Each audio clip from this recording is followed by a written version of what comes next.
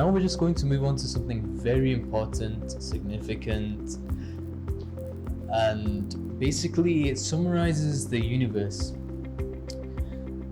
Now, I came across this when I was having a tough time as a teenager. What had happened is around the age of 15, 3 of my 4 grandparents passed away. So both of my paternal grandparents passed away and my maternal grandfather passed away. And that was a really traumatic time as a teenager, which got me to really question life. Like, what are we doing here? What's the purpose? What's the point? What is religion? Who is this creator that just makes you love people and takes them away? What's the point? And as a teenager, I had managed to make some great breakthroughs into what do you call wisdom. I was being sharpened up for something more to come, which you'll find out in other modules.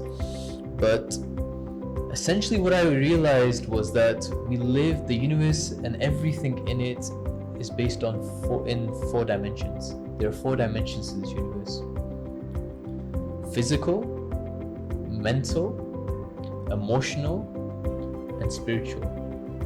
These are the 4 dimensions. When it comes to health and when it comes to anything else, these are the 4 dimensions. So let me now explain these dimensions. In the physical dimension, it's like an ice cube. Okay? So an ice cube you can imagine is solid, right? When you give the ice cube energy, when you heat that up, it turns into water, liquid, right? But the ice cube was also water. Now when you heat the liquid water up, it turns into gas, steam, right? But it's still water. Then when you heat that up even more, it turns into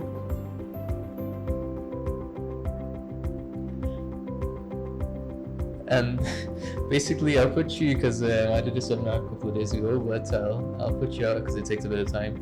Energy, right? So the physical is like the ice cube. The mental is like flowing water. It's like your mind. Then your emotion are linked to your heart. It's like steam. And the spiritual has 2 dimensions when it comes to human beings, which I'll just clarify now. It's energy. But when it comes to a spiritual human being, there are 2 things. There's the spirit, which is known as the ruh in Arabic, and this is from Islamic spirituality, from Islamic perspective. And then there is the nafs, which is the soul. Okay, so according to Muslim doctrine, the ruh is pure, regardless of whose it is, whether it's a Muslim or a non-Muslim, because it's regarded as the breath of Allah, of the Creator, the Nourisher, the Sustainer. The body is also never filthy, since it's from dust, and dust is pure. Okay, this is something that the Prophet mentioned. And also so it's the soul that can become impure. It's the soul that can become impure, and once the soul leaves, then everything is pure. So there's 2 things, and it's the soul that is tested. The test is of the soul. So basically there's 2 things when it comes to spirituality. There is the spirit, the ruh, and then there is the soul, which is known as nafs. And I've just briefly defined these and differentiated them.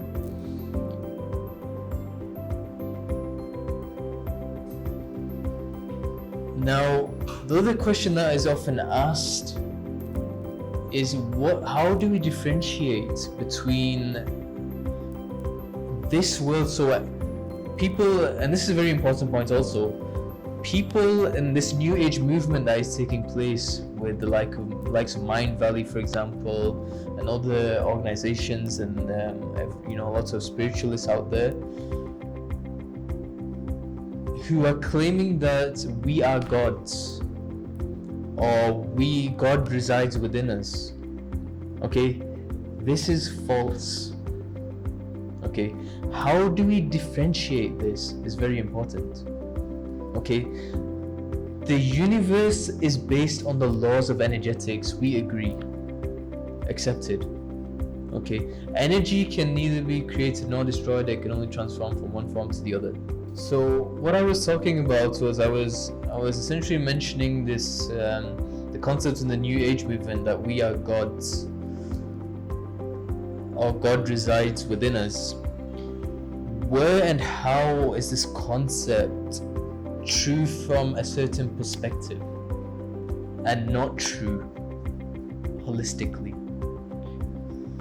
So basically, the universe is based on the laws of energetics.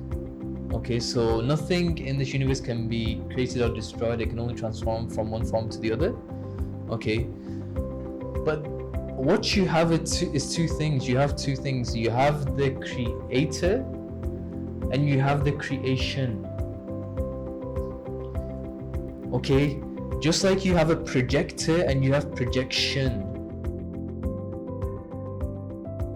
The creator and the creation are two different things. You cannot say the creator is same as the creation, and neither can you say the creation is same as the creator. The concept that it's a reflection of the creator, that is understood. That we can agree with. Why? Because there's some verses from the Islamic doctrine, the verse in Surah An-Nur where the creator describes himself as a lamp. Allahu nuru samawati wal ard. Allah is the light of the heavens and the earth. Alright. Allah is the light of the heaven, and He gives us an example as a lamp. So what you have is essentially the universe's laws of energetics. The creator is the power, the source of the universe. Is the one source. And that's the equation. So my physics wasn't great, but it's coming in handy now when I'm doing fundamental analysis. So the equation for that differentiates energy from power is P equals energy divided by time.